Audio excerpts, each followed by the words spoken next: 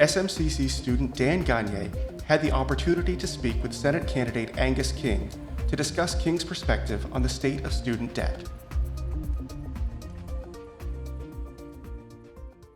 Have you had a chance to sit down with some of the students and talk about how the administration works and, any problems that they may have had with like financial aid and funding and paying for their school without building debt? Bowdoin is, I certainly had lots of time with my students. My interaction with my students, other than related to the class, they'd often ask questions about the class or, how did I do on my exam or that kind of thing, was more about advice about what comes next. Mm-hmm. They used me as a kind of informal career counselor. Mm-hmm. As a governor, what kind of feedback did you ever get from the community about, did you ever hear any stories about tuition hikes or sustainability? And what was that like as the governor? The way the budget works in Maine for the university is kind of interesting.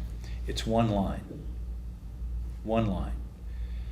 The state of Maine appropriates a single dollar amount to the university system each year. But then the university system trustees allocate that money to each of the 7 campuses. It didn't have a lot to do with what was happening with enrollment or what the majors were and those kinds of things. It was done that way on purpose because they didn't want politics to be governing the university. So the state appropriation was essentially one line that was then allocated between the campuses by the university, by the system trustees. I always felt I was a trustee for the taxpayers. Yeah. And that I had an obligation to the taxpayers to ensure that the money that was going out was being spent most effectively. And I was always somewhat vaguely uncomfortable about that because I just didn't know what was going on. Almost the very definition of a civil servant. Yeah.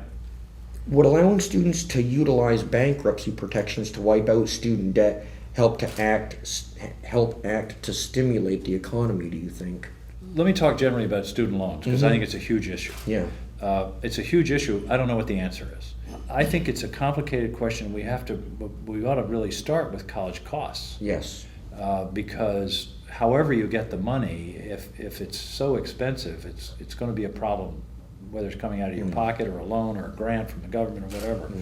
And I really think we need to be thinking about, how do we gain some efficiencies here in terms of educational delivery that will enable the cost to at least remain somewhat flat instead of it growing at 3 times the rate of inflation, which is what it's done. Yes. So I think we need to talk about costs.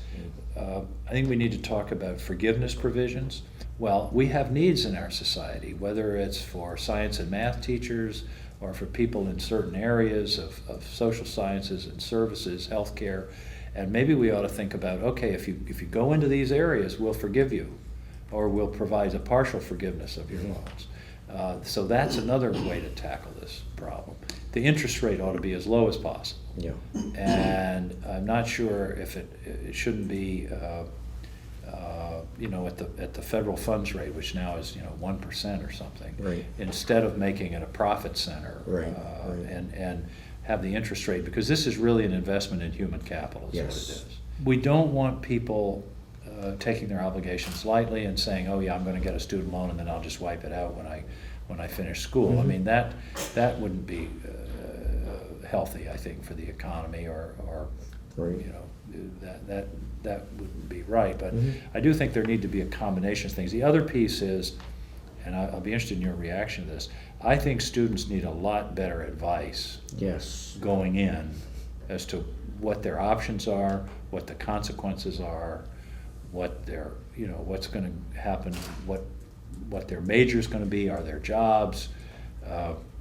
I get the impression that a lot of people are incurring a lot of debt by the time they're 21 or 22 years old without really fully realizing the implications. That almost leads me right into my very next question, actually. Would limiting Pell Grants or loans to students seeking degrees in growing fields rather than those in less demand help to reduce defaults on student loans? It might. There might be some analysis, and it ties back to my suggestion about forgiveness in Yes, certain absolutely. circumstances, where we've got, like, we know that we have a shortage of teachers in the Yes. STEM disciplines, in science, technology, engineering, and math. And so maybe that's a place where we could start a pilot program to see how it works. Yeah. And see if it does in fact bring in additional teachers. The idea being they come in for a few years, they like it and stay. Yeah, So I think that's wonderful. What do you think we can do as a nation to increase funding for public universities without creating the financial burden on taxpayers or allow for tuition increases? I think it has to be a partnership. Okay. The partnership between the universities themselves and the political process that funds them. Okay. And it goes back to my original question. I think the universities need to show the politicians that they're doing everything reasonably possible to be as efficient and productive as they can in terms of how they utilize their plant. For example, here's an idea for the community colleges. You could double your enrollment tomorrow without increasing any infrastructure costs if you were on a co-op plan and half your students were on internships at any given moment. Do you see what I'm saying? Yes, absolutely, I do. And so instead of, if your classroom holds 100 students, then you could have 200 if 100 were in the classroom and 100 were out in the community. And then you flip them every 6 weeks. That's a very interesting view. You don't have to increase the infrastructure costs, you don't have to have new professors, and you connect your students with the community and with real jobs.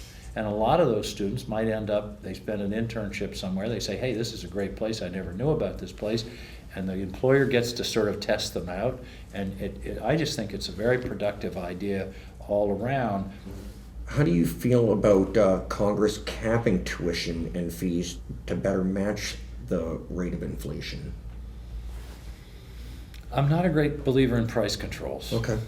You end up with a big bureaucracy, and people end up with lawyers, hiring lawyers to figure out how to get around it and say, well, is this part of the cap or is this not part?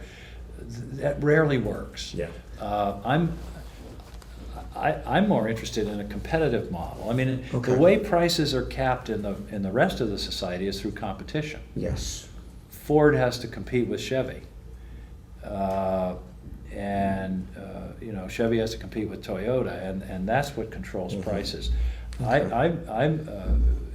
I'm interested in seeing a university come forward and saying, we can do this for 20 grand a year instead of 50, and here's what you're going to get. Should universities be penalized for having a higher than average default rate on student loans? Boy, I've never heard that. That's a really interesting idea. I'm not going to give you a definitive answer, but Okay. I'll give you a definite maybe on that. Okay. I think that I've never heard that. In other words, that implies that they're really not taking care of their students. Yes. Yeah, I think that's an idea that deserves some real consideration. Wonderful. I've learned not to make commitments on the fly until I've done some more research. Understand. But I'd like you, or working with someone else, to do some research on that idea. I'd be happy And, to do that for That's you. one I would.